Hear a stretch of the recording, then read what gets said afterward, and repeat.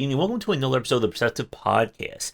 For this one, we are doing things on Google Meeting. So we're using the kind of Google setup for, because trying to get all these windows online by normal overlay would just be very weird. But my guests tonight are currently taking part in the Interface X26 event on Steam. By the time this recording goes up, it will probably be over. But they are on to talk about trying to raise awareness for this kind of subgenre defining of fake OS game. So I will give them both a chance to introduce them. So we'll start with Alexander and then go to Harvey. So go right ahead. Yeah, thanks so much, Josh. Hi, everyone. My name's Alex. I'm a game designer. I live in London these days. I've done games in a bunch of different genres. Last big thing I tried was a sandbox MMO. These days I'm working on, yes, we'll talk about it, a fake OS game, but also board games on the side. I'm just trying to get my second board game out. Yeah, excited to talk. Nice. I'm Harvey, game designer from Wales. My career is kind of a bit interesting, is in it I've been an analyst for about a decade, and then I've moved into games, started by being a games composer, and then I've done like a consultancy on like design and marketing for a while. And recently, well, I say recently, but founded my company, Musclecat, not too long ago, and we're working on our first game, which, you guessed it, contains a fake OS.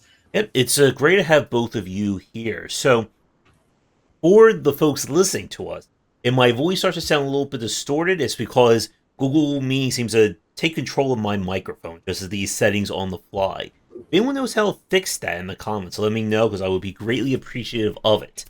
So, for our conversation, we were talking about Interface X26 and this idea of trying to bring awareness or get a official like Steam tag branding behind fake OS. So the first question I'm sure the audience is wondering then is, what is considered a fake OS game? I am very aware of them. I have played quite a few, but either one of you want to jump in and kind of explain to the audience what this is? Sure. Thanks, Alex. Fake OS games, generally, they're games which contain a virtual or fictional operating system.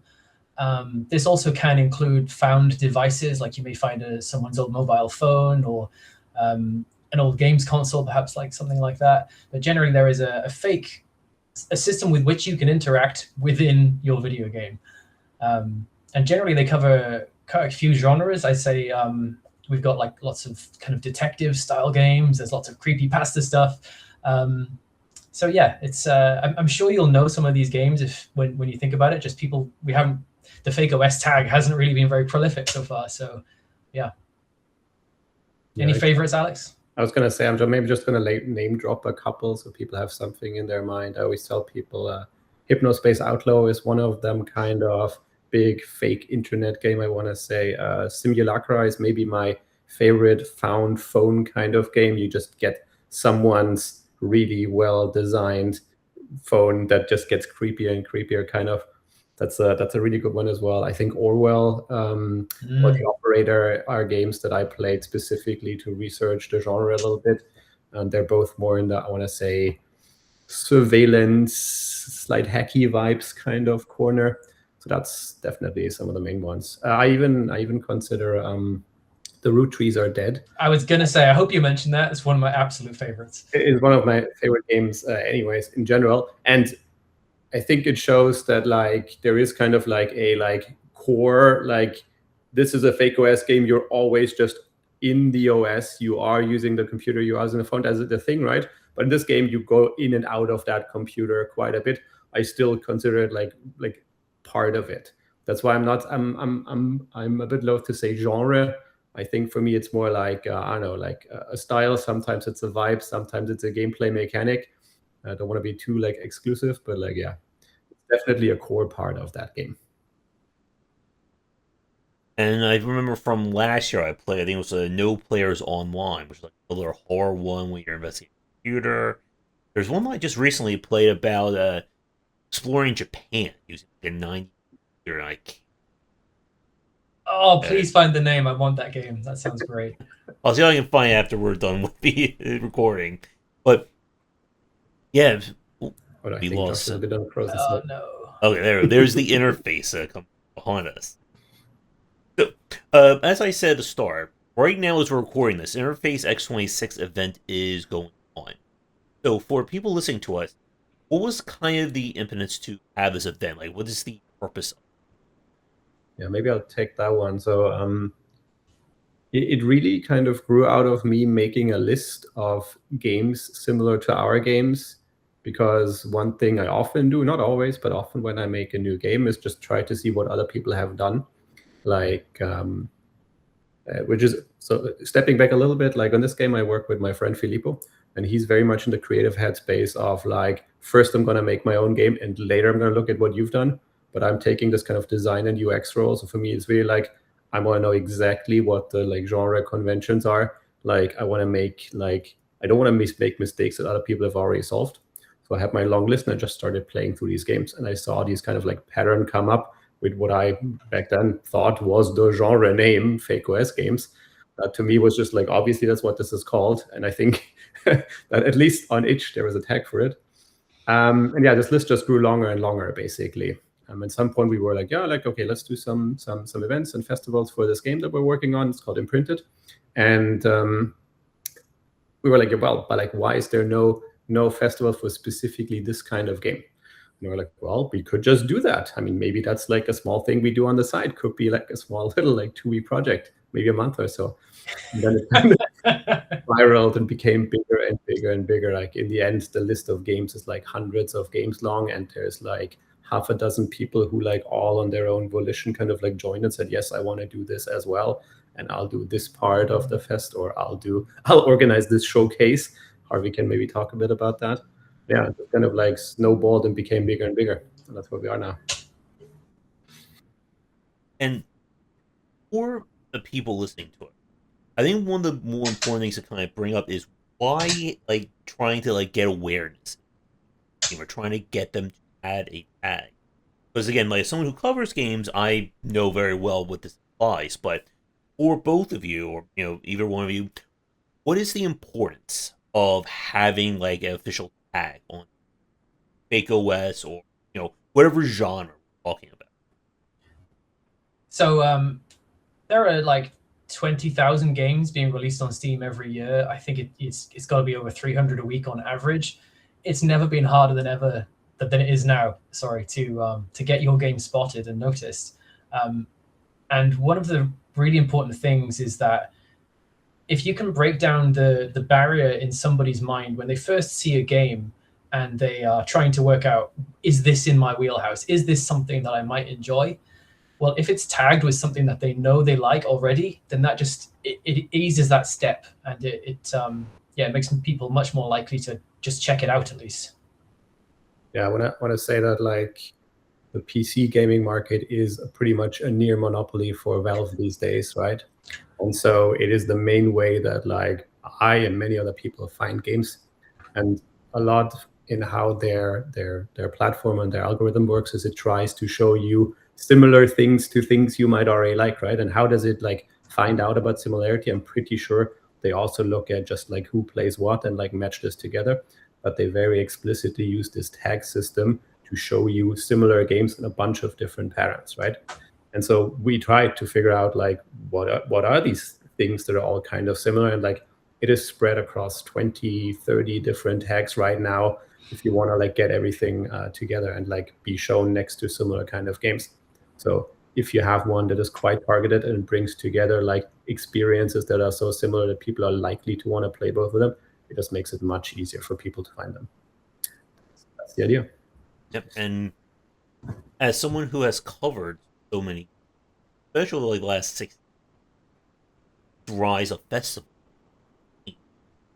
for people listening to us right now, we just recently called a turn-based Thursday Fest.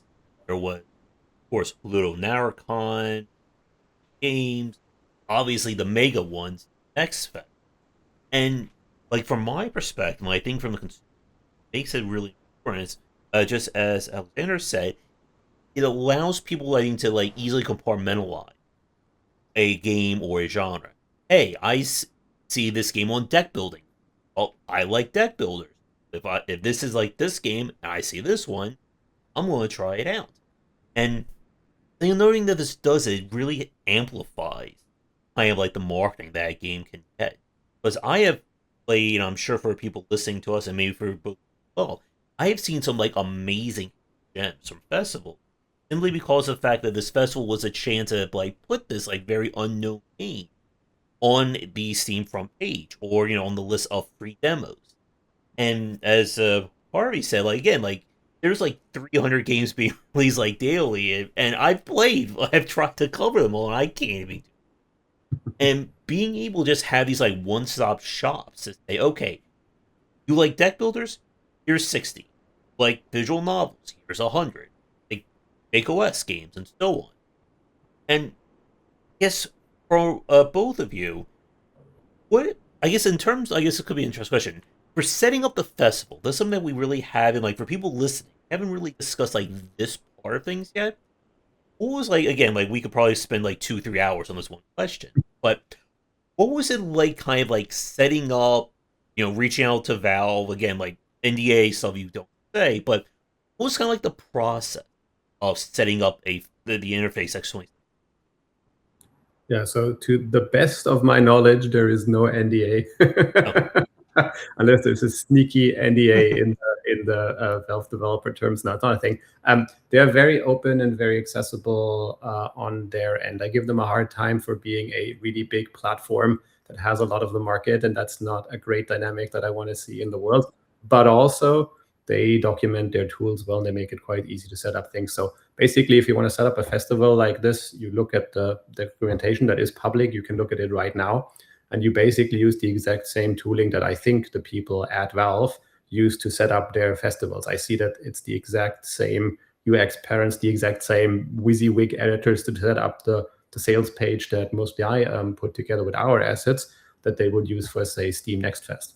So they just give you that tech and they let you build things. There is some jumping through hoops to some degree where you have to send them a pitch over their standard support forms that I think people have probably used for, like, I don't know, a bunch of other Steam-related issues. And you tell them, this is what we want to do. These are the kinds of games that are going to be in there. This is, I think, to some degree, like them just seeing, like, is this not something we really don't want on our platform? Like, do you pass that like first filter of like, is this really horrible and we hate it? Once you're there, I think it's pretty straightforward.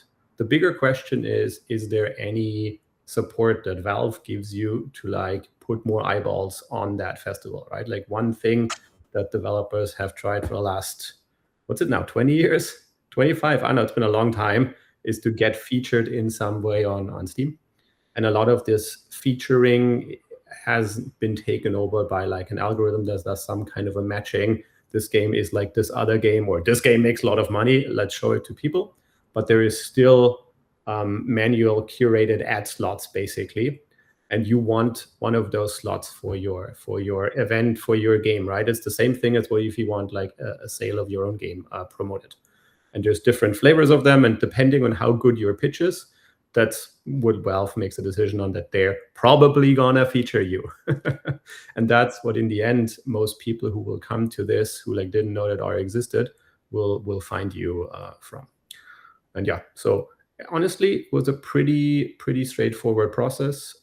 Get together the pitch of what we want to do, find lots of developers and the right kind of games that also say, yes, we want to do this, send this over, and then hopefully find the time slot where this works. Because the harder thing is that there's so many festivals, so many things, there's barely a week left in which you can run one. And I think we found this one slot that is mostly this festival, but like, yeah, there's just so much. That's the big problem. Or maybe it's a good thing, right? I'd rather be there too many games festivals than too few. And yeah, like speaking about that, I just interviewed a developer last week who took part in a Games from Ireland festival. And I believe in like a week or two from us recording, there's going to be a deck building festival. And I'm almost positive that Steam Next Fest is coming around again. Every time, there goes like another week or two of my life covering games.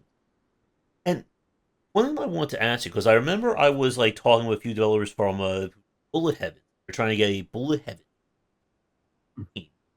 Did run into some trouble with like Steam not thinking like the genre was like distinct enough, or I think original enough to have a festival dedicated to. And I wanted to ask, like, did you run into any like hiccups or any challenges, like I guess trying to like pitch fake OS to them? Not that I know. Like there was no pushback against any of that. The thing is, maybe we also took quite a while to do this kind of selection step of figuring like we pitched this before we had all the games together that we are now have in the festival. But we knew we needed to have at least kind of like a core that shows like kind of what the core of the genre is. And that goes from like really small indie game to like this has been a pretty big hit kind of. And so we spent a lot of time like getting those people together and then sending that over. And maybe that made it reasonably easy for Valve, because I thought in the beginning this was 10 games, right? But I was like, no, it's maybe 20. That's maybe 30, maybe it's 40. Like in the end, for this pitch, I think we sent it off with about 60 games that we thought like they're quite good for this kind of. And so maybe that helped us just to show that there is already like this breadth, but there's a lot that like seems similar enough that you want to go for this. But yeah, I that's just my guess. In the end, no pushback against that at all. And kind of a like I guess like management in terms of setting up the actual like the Steam page or the festival page. Is that like kind of like standardized at this point in terms of okay, search section, new games, demo, cut print, it's all done. You have to like go in like manually like it's like create those.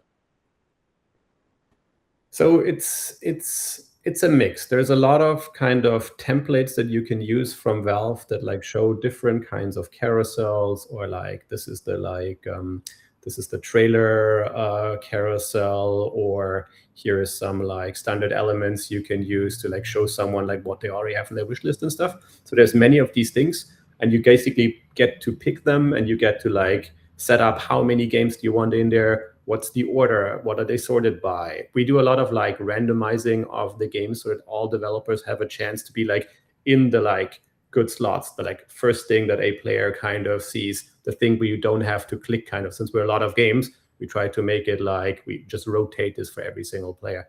And that's the kind of stuff you have to set up. But you basically just take these like boxes together, you start making your like subgroups kind of, where you then select based on which games goes into there.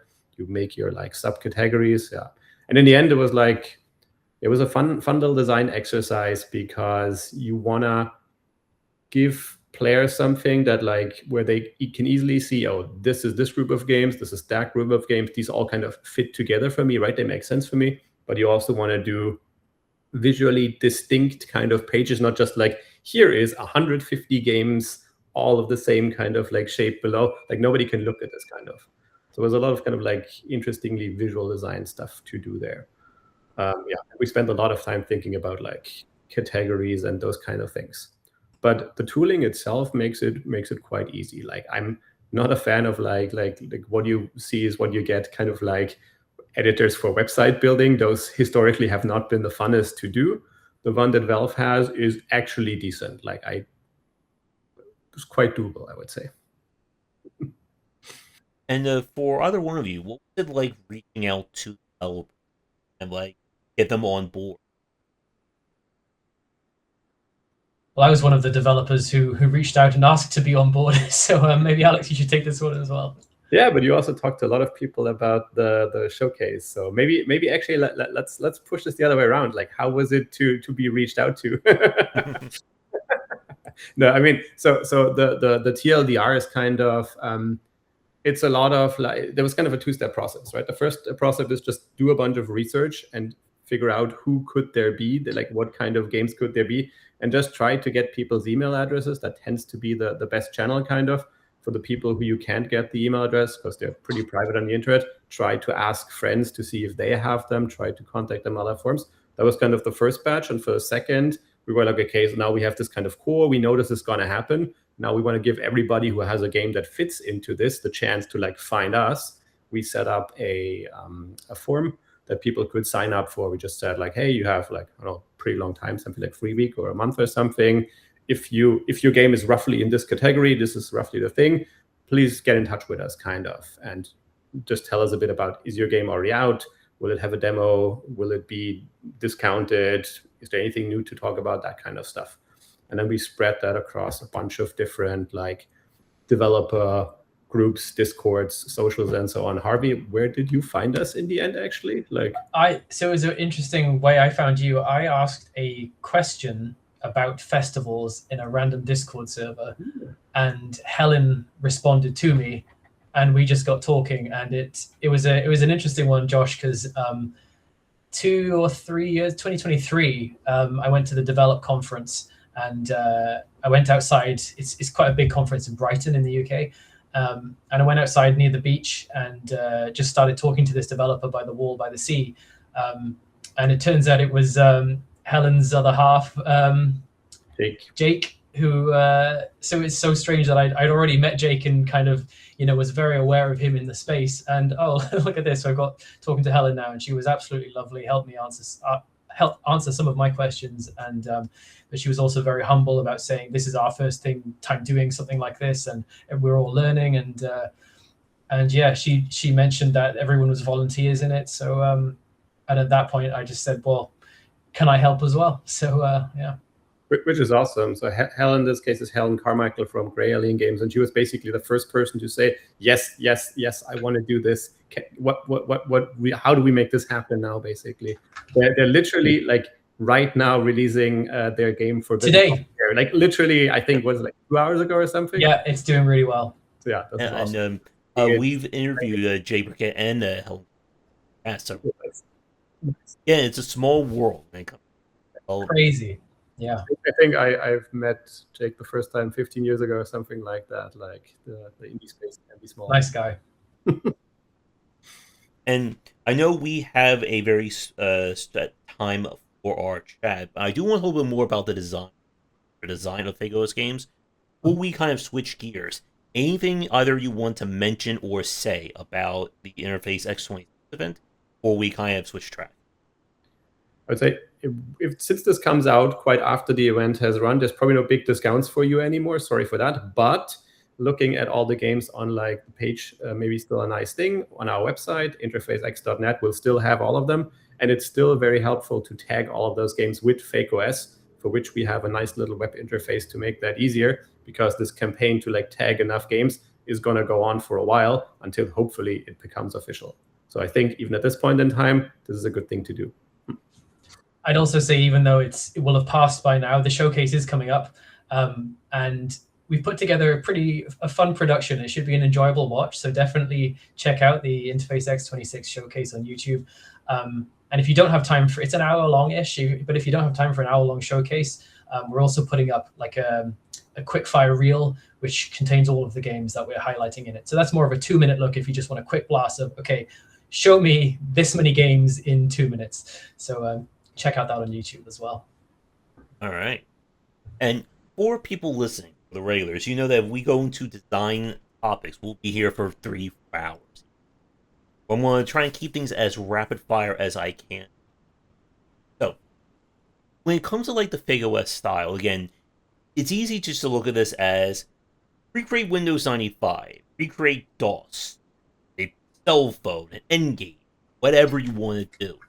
But for either one of you or both of you, what's kind of like the design, like I guess like the thought process of building like a FakeOS game in terms of how do I want this to appeal in the player's hands, as opposed to just saying, here's my computer from 1991, you mess with it. Yeah. First of all, I'll say that there is actually a lot of value in coming at it from that perspective of just showing someone these old aesthetics, because like it has this nostalgic feeling that helps resonate with people, and people have used those interfaces, so they can kind of expect what's going to happen. So there is some merit on that side of things. But coming at it from a game design perspective, so I actually didn't set out to make a FakeOS game. I made a game in which you can click on your computer, and we made an OS, and I just tried to make something functional. So actually, in terms of designing it, I think Alex is probably the better person to discuss on this topic. Yeah, was it intentional for us? I think so. The very first pitch I heard in the morning from my friend Filippo he called me up. He was like, I had this dream about this game that I want to make. And I was like, yes, great. Write it down right now. You're going to forget about that shit. You write it down right now.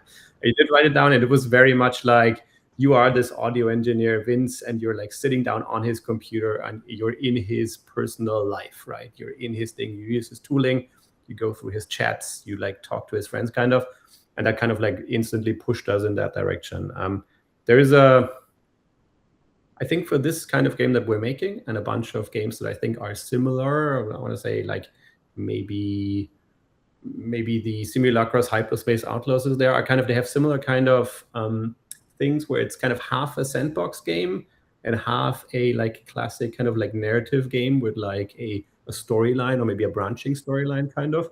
And I come at this from the like sandbox perspective. I made a sandbox MMO before. I've only done sandboxy thing for a very long time kind of. I often do board games because they're really very open-ended kind of. I have no experience before this at all doing linear narrative.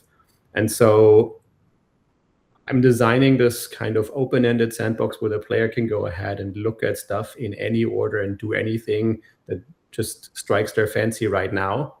But I also want them to like go through like the narrative beats kind of in the right order at the right time and have the right kind of experience, kind of like following our protagonist kind of along. We say this is a ghost story about creativity, a spiral into dark creativity, and we want this spiral to happen, right? But there are players like, and I think we're seeing very different player types, where some like go really deep into the sandbox. They will not touch the main storyline at all until they're forced to. That's the me player type. I would play something like a Skyrim, never touching the main storyline, just play all the side quests first, kind of. And we see that for players a lot. But there are others who like will just go ahead and like main story, quest, puzzle, quest, done, right? And so I spent a lot of the last 6-9 months trying to get both of these players to kind of come to like a sweet spot where they do a lot of like looking at everything. They smell the roses, they see the interesting thing that can be found around, but they're also going through like the narrative at pace in sync with our protagonist, kind of. And so yeah, it's a weird hybrid of a narrative game and a sandbox game. Yeah, fun. Interesting that you described it as kind of a thought of it like that. But yeah, in a way, like you're just giving someone a computer, a phone, whatever, and just sure, go look around.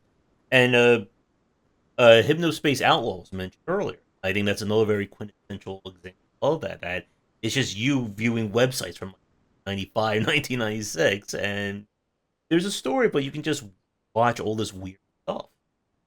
I think it's really interesting. Sorry, Josh, were you want to dive in? Just like, you can talk about games where there is like a piece of content has been made and a player interacts with that content, and then once they've seen that piece of content, then that's exhausted. Whereas then you've got the sandbox side of things where you're creating like a toy or like a system with which people can interact and just have a good time almost endlessly. So I think what Alex is kind of describing, he's got kind of both in his game to some degree, and I do in mine for sure, but yeah. Interestingly, and I'm spoilering Imprinted a little bit, it's not even that. Maybe it's a bit more, to some degree, a bit of a fake sandbox, right? Because I think your like endless replayability kind of thing, that is definitely a thing that I would expect, kind of.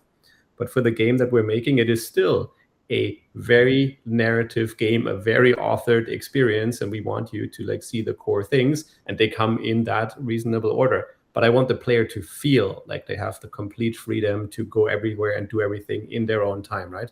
So we're doing a lot of things to make sure that they like things get organically triggered as it makes sense, kind of, for the player to discover things and stuff like that. So it is not, in my mind, gonna be. It's not a game that is optimized for replay value. There will be like different things you can find that you probably don't see in one playthrough. There's different choices you will make along the way. But for this first playthrough, I want players to have the feeling that they could have done everything and they have been completely free in what they're doing. So yeah, is game design as its essence, right? You give people a certain experience, even though maybe that thing doesn't really exist. It isn't there, but it should still feel like it. And one thing I wanted to ask was on the subject of like we see kind of like two broad categories of gameplay. First is kind of using the tool to solve something. That would be stuff like Fruit Trees Dead, even going further back with something like 8 Years Online. And then the other side is just you just literally doing tech support from back in the day. Figure out how to get the modem work. You have to search for something on a website from two and so on. In terms of like thinking about this from a game, I want to ask both of you, I guess like, how do you square that circle between we're trying to make something compelling that someone wants to do versus this is just being tech support or IT support in 1990? That's such a great question. Um, I'll make an attempt, and I'm sure Alex will come in with something way more articulate than I can say. Um, I think for some reason in video games, you get this sense of doing something that may on paper be monotonous, but for some reason you feel like you're being productive when you're doing it. It's almost like, you know how like just checking off a load of tick boxes on a checklist kind of feels nice a little bit somewhere in your brain. I feel like it ticks almost the same thing. Yeah, I don't know. Alex, what do you think? No, I think it's that, right? There is such a thing as too gamey. There are moments in which you don't want to notice that you're currently playing a game that has a lot of game-like tropes, kind of. And this pleasurable feeling of looking through some stuff, looking like freely exploring, finding surprises that you didn't sounds like, I don't know, dirty relationship laundry. That's kind of what we have in our game, kind of. That is play, right? Like play very often is just like interesting surprises, and you can give people interesting surprises in a bunch of different ways. And so the positive feedback we get in the game is very often like, I like that this doesn't hold my hand. I like that this doesn't tell me what to do. I just look around and I know it myself. So I think that's maybe. Yeah, that's great. Games as a medium, I don't know if you cut out then, Alex. Games as a medium, I find like you'll create something like the player's expecting to do an input and then receive some kind of output. And the great thing with these kinds of games is that you can make it so there are potentially different outputs that they weren't expecting to get. So it's kind of like a discovery thing as well. Yeah, there is one of the strongest moments in most games for me is, and I think for many players, is when you do something and the game recognizes that you're doing it. You didn't expect this thing to work. You didn't expect that someone would made this or had thought about this at all. And like that works really well in this kind of game. It also has a bit of an issue that people just have the expectation that a lot of things work as they like work on like a real phone or like a real desktop or something like that, right? Like the simulation depth kind of like, oh, there's a fake browser. What happens if I go into that fake browser and I go google.com or I go into the terminal and I ping 1.1.1.1. Like what should happen, right? But they give you a lot of space of taking those player inputs and like making them feel seen, kind of, and making them feel smart and like be there on the in joke that you have, kind of. That's a thing for me. Games that tell the player, I recognize what you've done. Even, I mean, back, I think the first Fable, I think if you're mean to some chickens, eventually people start giving you the nickname Chicken Chaser as you're walking around. And it's a very subtle detail, but it just tells the player you are in a real world. Speaking about kind of like the gameplay and the interaction, one thing to ask about is kind of like approachability or UI UX. Like this, because one of the challenges about cough, excuse me, one of the challenges of these kinds of games is the very fact that you're building something that's meant to like emulate or be modeled after something 20, 30 plus years ago. For people who grew up with that, it's easy. Like, I still remember the horrors of trying to use a command prompt in DOS way back in the 1990s. Excuse me. But if you're trying to build something for someone who has never touched a command prompt, who has never had to, adjust server settings or go into IP config, that's a different story. So, What is it like? I guess like think about these games from like approachability, or someone who again never has touched, who has no idea what a cell phone pre 2010 would look like. For me, fortunately, that isn't a problem I'm having to solve. I was able to, as I said, the OS in my game just came as a function of this is something that I need to achieve in the game. So I've been able to try and make it as accessible as possible and as intuitive as possible. Been able to talk to accessibility consultants and just try and make sure it is as convenient for players and has as much quality of life as possible. So yeah, maybe Alex, again, you might be the better answer in this question. It might be a similar one, right? Like, so maybe two answers actually. So my background is a lot in UX. I've done a lot of like UX work. The first thing I started my first studio, first I did. Oh, Alex, we've lost you. Oh no, okay, I'm back. It's back. So maybe we're frozen right now. Interesting. I can see and hear you both. I think you're good. Am I good? Okay. So, let's say something like I come from a UX background to some degree. The first thing that got me into game design was starting to do the UX on the games where I was normally like the business person on kind of. And so for me, the beauty of this kind of game is that people get to just import all of their like known skills, how things work from the real world, right? We're specifically not making a retro game, which was a hard-fought decision in the beginning. And I was like, no, we need to make this a retro game because everything in this genre is retro. Filippo got me to like say, nope, we're not doing this. And so now the thing that we're making actually, I think, has really good UX because we can do all the modern patterns that people are expecting, all the ways that like windows behave and stuff like that. The feedback that we get, there's a bit of survey that we send people after the end of playing our current build kind of. There's a bunch of questions. One of them is, what do you think about the OS? And the majority of people say, well, this is just a Linux, works exactly as I expected it to. I was like, okay, perfect, thank you. That's all I want. But then, and that works for mostly everybody who uses a desktop. The terminal is a big deal for many people who never have interacted with this. And so we have had a playtester who was amazing. Like she literally spent, I want to say 35 minutes figuring out this kind of like Linux-like terminal from first principle. She did not look at any like documentation. She had never seen anything like it. And she did so well in those 35 minutes that she figured out like a way that I didn't even know how this command could be entered kind of. And she found her only way for it. And she was so ecstatic after these 35 minutes having solved this like really, really hard puzzle that she thought was a really hard puzzle. It really like would have been easy if you do like a Linux terminal. It's very straightforward to you, right?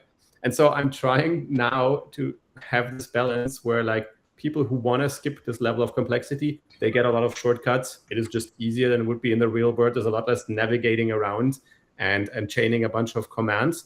But I'm a bit afraid of like losing this like big moment of success when you figure out something that is hard kind of. So I'm still in the trying to balance this kind of mode.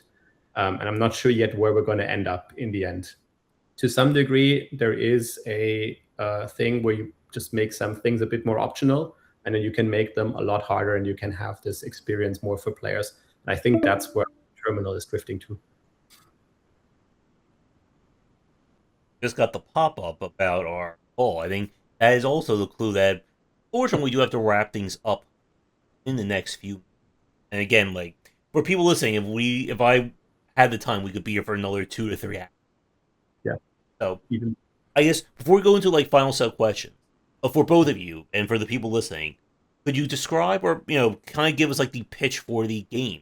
Thanks, Alex. Yeah, absolutely. So my game is Alawon: Life of a Game Composer, and the idea is it's a life sim where you manage a game composer career. So you rise from game jams, you go up to AAA, you're trying to balance life and work. You make money, you make friends, you make love, and you make music because we've included a digital audio workstation within the game. So yeah, you can export and share your creations in real life and make your mother very proud. So yeah, it's it should be fun. I'm really excited for it. I hope people like it. That's Alawon: Life of a Game Composer. That's such a good pitch. I really want to do all of those things. I want to release my own music. So our game will now sound like a cheap carbon copy of what Harvey is doing, because it is also a game where you play an audio professional. So our game's called Imprinted. It's a narrative mystery game, and the pitch is that you sit down on this computer as audio engineer Vincent Brunt, and he's an engineer. He is the guy you come to when you found, like, I know, an old Beatles recording in your basement, but it's got water damage. Who's gonna repair that? That's the guy who repairs it. You use your own kind of software to work on it, to make those music pieces like sound really good again. And that's just your day job, right? That's something that we're making. The game goes way beyond that. Vince is like a person that like wants to be creative, but really can't or doesn't really get there. And so he only does the making music part, which is also in our game. He only does that at night. That's a thing that he keeps very separate from his like engineering career.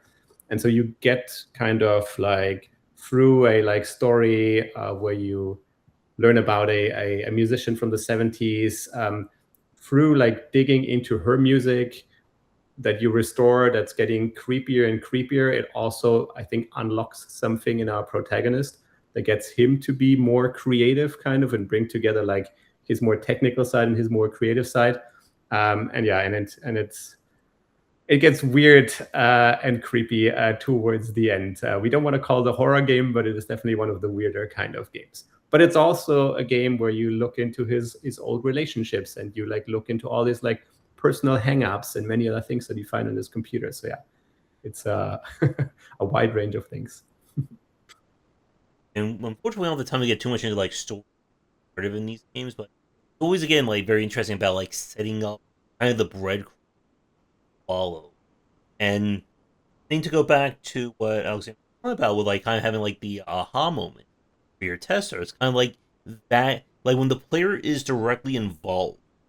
And I think what Harvey was saying earlier about the game is recognized player. I think it's like a big sales, because it's very much you typing into a computer or building something, and the game saying, "Okay, you've done this, and here's your next bit of clue. Here's your next unlock."